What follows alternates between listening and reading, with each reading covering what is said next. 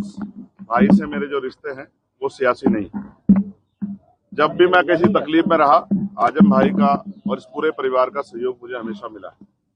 और आज मैं उसी रिश्ते को और मजबूत करने और अपने छोटे भाई से मिलने यहाँ आया था, जानने की उनकी क्या हाल है। मुझे बहुत खुशी हुई। मैं सोचता था कि जेल में है तो परेशान होंगे, लेकिन जिस ताजगी के साथ मुलाकात हुई, इससे ये पता लगता है कि वो बहादुर आदमी अपनी लड़ाई को लड़ रहे हैं और जो हालात हैं वो उससे वो किसी छिपे हुए नहीं है। मैंने उनके मुकदमे को भी पढ़ा है, ऑर्डर भी पढ़े हैं, किस तरह की चीजों में उनके सजा ये भी पढ़ी। मैं बस ये कहना चाहता हूँ मीडिया को के माध्यम से, जिनको कहना चाहता हूँ उनको चला जाएगा।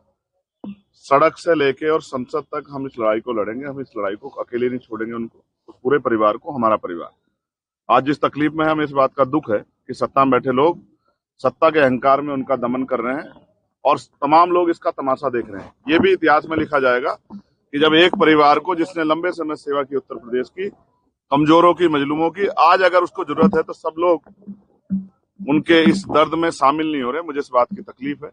और जिस तरह के फर्जी मुकदमे लगा के और तमाम चीजें, वादी कह रहा है कि मेरा कोई नुकसान नहीं हुआ है, सरकार कह रही है कि हमने कुछ खरीदा नहीं है, लेकिन फिर भी सजा सजा सजा, रोज नए मुकदमे, ये सब ये साबित करती हैं कि ये सरकार की देखरेख में हो रहा है। जब मौका मिलेगा, आगे ताकत बढ़ेगी, इन सारे फर्जी मुकदमों की जांच कराई जाएगी और फर्जी मुकदमे करने वाले उन अधिकारी कर्मचारियों का विशेष ख्याल रखा जाएगा जिन्होंने ये सब चीजें, इस अपराध को, ये गैर कानूनी है तो इलीगल है तो ये अपराध है, इस अपराध को खारिज करने में सरकार की मदद की। सहयोग है सर, इसका संदेश तो जाएगा ही। भले आपकी निजी मुलाकात है, दलित मुस्लिम पर ये चुनाव भी, इसमें ऐसे में संदेश तो जाएगा। ये आप जाति के आधार पर जोड़ रहे हैं? ये नहीं, जाति के आधार पे नहीं, ये संदेश तो चला ही जाएगा। आप इसको ये क्यों नहीं कहते कि एक परेशान साथी के साथ एक परेशान साथी खड़ा हुआ है, एक वो जो जुल्म सह रहा है और एक जिसके ऊपर जुल्म हुआ है।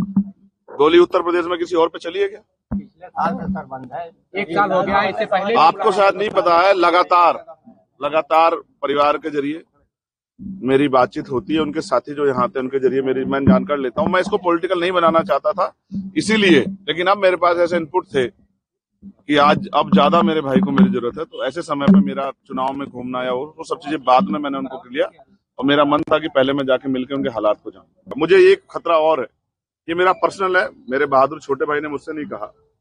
जिस तरह से पिछली कई घटनाएं हुई हैं, मैं उनकी जान की सलामती की प्रार्थना करता हूं और मैं सरकार से कहता हूं कि ठीक है, आपके विरोध, अंतर विरोध हो सकते हैं, वैचारिक विरोध हो सकते हैं, राजनीतिक विरोध हो सकते हैं, लेकिन मैं चेतावनी के तौर पर कहना चाहता हूं कि अगर कोई इस तरह का षड्यंत्र या साजिश करने की कोशिश की गई तो हम और हमारी पार्टी के लोग बिल्कुल चुप नहीं रहेंगे, ईंट से ईंट सरकार के बजा देंगे। ये चेतावनी में सरकार